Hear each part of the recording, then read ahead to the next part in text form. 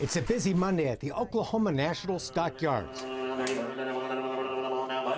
Cattle have been bought and sold here in Oklahoma City ever since this piece of living history was founded back in 1910, the last surviving stockyard in the United States.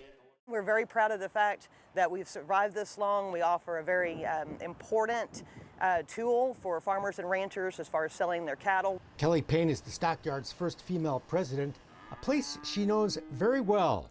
Since I was about 5 years old, I've been coming down to the stockyards with my dad, growing up on the bricks, as we call it.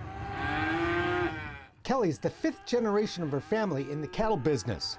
The whole entire floor of the stockyards is all brick, and it's just really incredible how historic it is. We're in our 111th year of business, and it's very humbling to serve in this position. 100 years ago, there were major stockyards in cities like Fort Worth, Kansas City, and Chicago. So-called terminal markets where cattle were shipped, slaughtered, and processed at nearby packing plants. All are gone. Just think about where they were in Kansas City and Chicago. Not everyone wants a stockyard right in the middle of their town. Except this one, which adapted and still thrives. We are no longer considered a terminal market. The packing houses are long gone. We offer live auction. It's mainly stockers and feeders. So this was the feed and hay barn. That's now converted into an auction house. So we're going to step in here and take a peek at it. A variety of cattle are bought and sold here. Some headed for feedlots, others for more time in the pasture. All auctioned off. Just a really good feeling to be able to auctioneer here. By men who love their work. We're called auctioneers, but really we get paid to be their friend, to sell their cattle for them and be a part of their livelihood. Just a great honor to be part of that. Before they come in the ring, they are weighed. The gentleman that's standing in the ring is the commission firm representative, and so he makes any announcements to try and get the most dollars possible for the producer. The auctioneer starts his chant. The auctioneer call, for a lot of people, it sounds like a foreign language. That's kind of what we want it to sound like. We don't want you to hear the words, we want you to hear the numbers. So what we're saying in between the numbers is just something to add a little rhythm to it. These are some cattle that just came in. More than 6,000 cattle will be bought and sold here today, sorted as they arrive through a maze of alleys and chutes.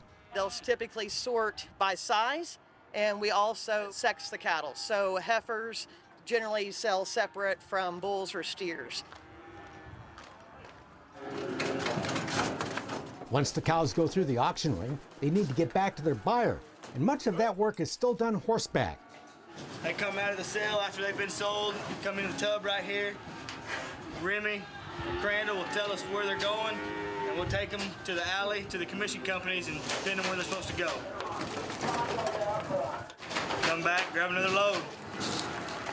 Paramount, 65-yard out. Here they come. So these are a great big draft of cattle that were sold. So we can only allow so many cattle on the scales at one time for safety to get a weight.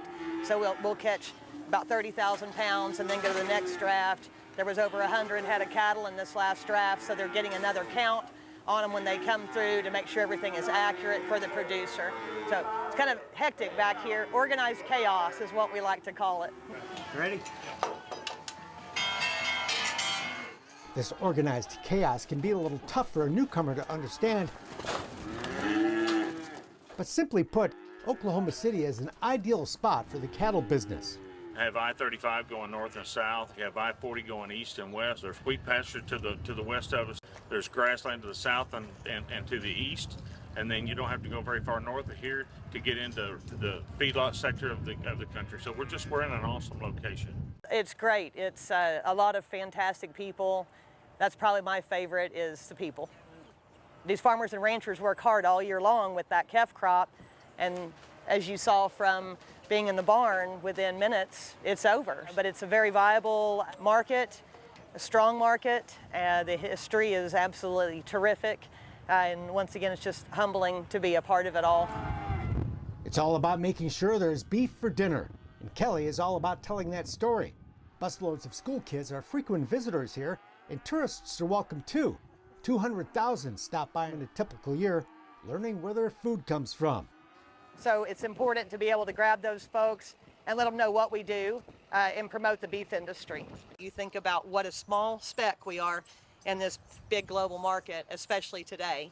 And it's humbling that we're just in here day to day doing our business, but the outreach and how far it goes around the world is really something incredible to think about.